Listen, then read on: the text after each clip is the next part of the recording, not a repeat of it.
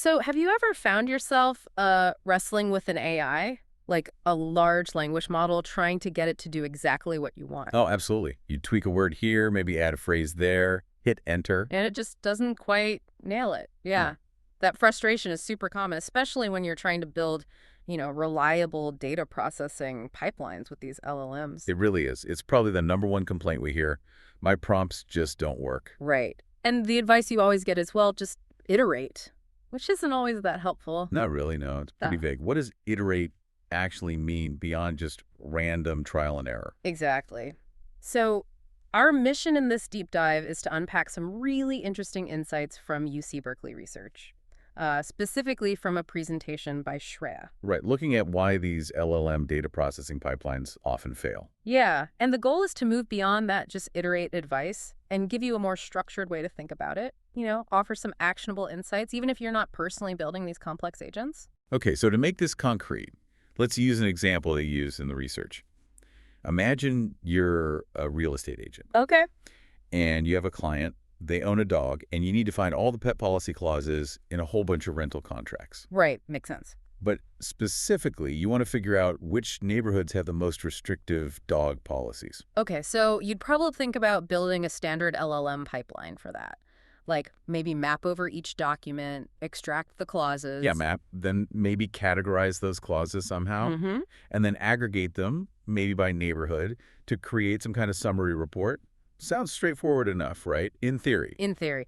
But like you said at the start, the biggest complaint people have when they actually try to build these things. Is that the prompts just don't work the way they expect? Exactly. I remember trying this myself, actually, trying to get an LLM to summarize meeting notes, and it kept missing the key action items. I spent ages tweaking the prompt, and it felt exactly like just, throwing darts in the dark. That's a perfect description. Hmm. So these UC Berkeley researchers, they came at it from an HCI perspective, human-computer interaction. Right.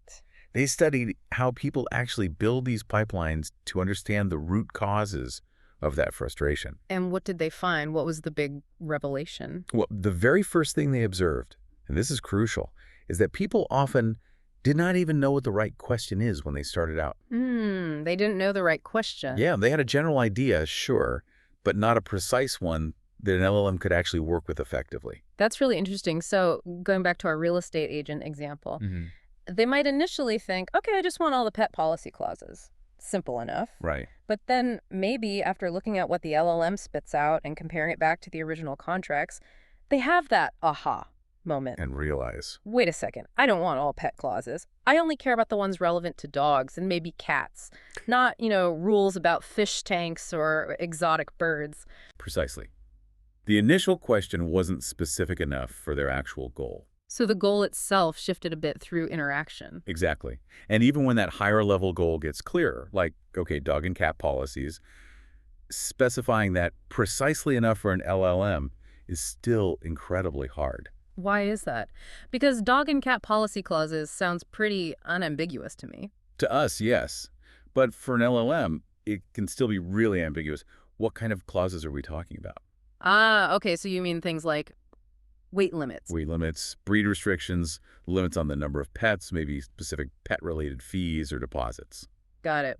You need to give the LLM much more specific guidance on what constitutes a relevant clause to really boost its performance. Otherwise, it might miss things or grab irrelevant stuff. Exactly right. And this leads to what the researchers called a tooling paradox, which I think is fascinating. A tooling paradox. Tell me more. Well, think about it. There's tons of tooling out there for improving LLM accuracy, right? Things for fine-tuning, prompt engineering techniques, evaluation metrics. Sure, once you have a pipeline that's mostly working and well-defined. Right. But for those critical, messy steps before that, the data understanding part, where you're just trying to figure out what's even in your data. And the intent specification part, where you're nailing down what you actually want the LLM to do. For those upstream steps, Yeah, there's virtually no tooling. That's where the biggest gaps are, according to this research. that makes so much sense. It's like having amazing tools to polish a sculpture, but no tools to help you figure out what shape the raw block of stone should even take. That's a perfect analogy. Okay, so let's dig into that first gap then, this data understanding gap. What's the real challenge there for someone building one of these systems? Well, the core challenge is really getting your head around the sheer diversity within your documents and understanding all the unique ways an LLM might, well, mess up when processing each type. So back to the real estate contracts. Yeah, you might have standard clauses about breed restrictions, sure, but then maybe there are clauses about the number of pets allowed, or very specific rules about service animals that override other policies. Or maybe weird one-off things like requirements for pet interviews. I don't know. Exactly, stuff you'd never anticipate.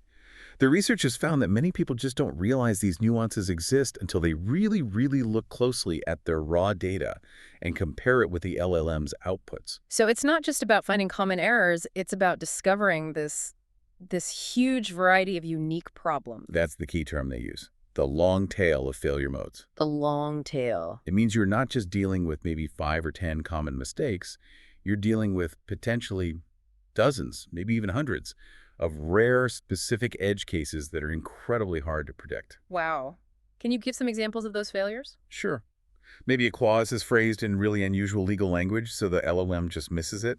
Hmm. Or the LLM focuses too much on certain keywords, like pet, and extracts irrelevant info just because the word appears near something else. Or maybe it misinterprets context. Definitely. The researchers mentioned it's common for people to manually flag, like, hundreds of distinct issues in a collection of just 1,000 documents. Hundreds in 1,000. That sounds overwhelming. It is. Think about our poor real estate agent. They might find clauses about specific bird breeds, or rules about fish tank sizes, or weird pet owner liabilities they never even conceived of, hidden in just a few contracts. Okay, that scale is daunting. How do you even start to systematically tackle that? What did the Berkeley team suggest for closing this data understanding gap? So they're actually prototyping tools to help manage this complexity. Think systems that can automatically try to spot anomalies or patterns of failure in the LLM's outputs. Okay, spotting problems automatically sounds good. And then crucially, helping users design evils on the fly for those specific failure modes they uncover. Evils on the fly. What does that mean exactly? Is it like setting up little tests as you go? Pretty much. So if you find the LLM keeps missing clauses about, say, pet deposits, you immediately create a small targeted test case just for that specific issue, right there and then. Ah, so you build up your evaluation suite iteratively as you discover problems. Exactly. Their methods also include things like automatically clustering the LLM's outputs so you can see groups of similar errors, That sounds useful. and allowing what they call in situ annotation, Yeah. basically letting you quickly tag or categorize problems right there in the output interface as you're reviewing it, helps organize that chaos. Okay, like putting sticky notes on the problematic outputs. Kind of. And they even explore things like using another LLM to generate alternative phrasings of tricky clauses for testing, or using hybrid approaches with keyword checks alongside the LLM. Right, trying to build more robust recognition. That sounds like a much more systematic way to get a handle on that long tail. Yeah. Okay, so let's say you've done that. You've mapped out the quirks. You know what's going wrong. But knowing the problem is just step one, right? How do you translate that knowledge, I've found hundreds of issues, into actually making the LLM pipeline better? This feels like where that intent gap comes in again. That's exactly the next hurdle. You understand the failures, but how do you effectively communicate the fix back to the LLM system? It's often not just about tweaking a single prompt anymore. Because you might have hundreds of different failure modes you identified. Precisely. So, figuring out the best strategy. Do I need to add a whole new step to my pipeline? Should I break the task down into smaller pieces? Maybe tell the LLM to only focus on specific sections of the document. Yeah, I could see how people could get very lost, as the researchers put it, trying to figure out which lever to pull. It's complex. Translating dozens or hundreds of specific observations about errors into concrete, effective changes to prompts or pipeline structure is a huge challenge. So, given how tough that translation is, what are the Berkeley researchers doing about that? How are they trying to bridge this intent gap? Well, this is where their DOCTL project comes in. They're prototyping a solution specifically for this. DOCTL. Okay. It's basically a tool that takes the notes a user makes about the failures they've found. Like the annotations we just talked about. Exactly. It takes those notes and automatically tries to translate them into suggested prompt improvement. Oh, interesting. So it suggests changes. Yeah, within an interactive interface. So the user can see the suggestions, give feedback, edit them, accept them, reject them. It even maintains a revision history. So it's not fully automatic, it's more like an assistant. Exactly. They describe it as fully steerable. It aims to bridge that gap between observing failures and implementing fixes, making that iteration process much less of a guessing game. That sounds incredibly valuable. Okay, so stepping back a bit, what are the key takeaways here for listeners? For your own projects, even if you're not building these super complex data agents? I think one really universal truth that came out of this research is about evaluations or evils. They found that evils are basically very, very fuzzy and they're never done. Never done. Meaning, Meaning people are continuously finding new failure modes. They're constantly creating new little subsets of documents to test specific edge cases they just discovered. They're always updating their plans for future evaluation. because those failures really do hide in that long tail. Absolutely. They mentioned people finding tens, sometimes even 20s, of distinct types of failure modes that need ongoing checks. It's not a one-time audit. It's a continuous process of discovery and refinement. Okay, that's a big one. Evils are never truly finished. What else? Perhaps the most valuable insight, I think, for anyone working with LLMs or, frankly, any complex system where you're trying to get specific outputs is how they unpack this cycle of iteration into distinct stages. Right. You mentioned people often jump straight to optimization. Yeah, they try to skip ahead, but the research shows there's a much more effective progression, a clear three-stage process. Okay, let's hear it. Stage one. Stage one is understand your data, period. Focus purely on identifying what's happening. Find all those different failure modes. Don't even worry about perfect accuracy at this point. Just figure out what's going on. Exactly. What are the weird edge cases? What's the shape of that long tail for your specific data and task? The goal is just to know. Okay, makes sense. Get the lay of the land first, then stage two. Stage two is specify your prompts. Once you genuinely understand your data's nuances and how the LLM tends to fail on it, then you focus on making your instructions, your prompts, as well specified as possible. Removing ambiguity. Yes, aim for zero ambiguity.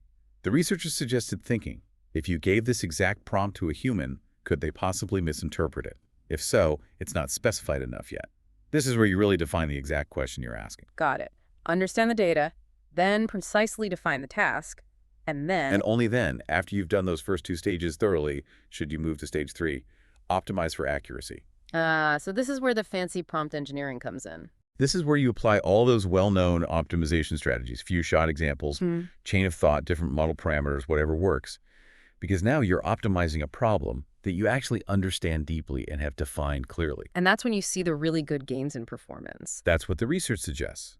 Trying to optimize before you deeply understand the data and precisely specify your intent often just leads to frustration and that feeling of, my prompts don't work. You're essentially optimizing guesswork. Okay, so it really is a fundamental shift in thinking, moving beyond just randomly iterating towards this structured three-stage approach. Understand, specify, then optimize. Exactly. Know your data inside out, clarify your question until it's crystal clear, and then focus on tuning for the best results. This research really highlights something important, doesn't it? That when we're dealing with complex systems like LLMs, or maybe even just complex problems in our own lives, true progress often doesn't come from just endlessly tweaking the solution we already have. It comes from stepping back, really taking the time to deeply understand the problem itself, and clearly defining the question we're actually trying to answer. That's a great way to put it. It's about the problem definition, not just the solution refinement. So maybe a final thought for everyone listening.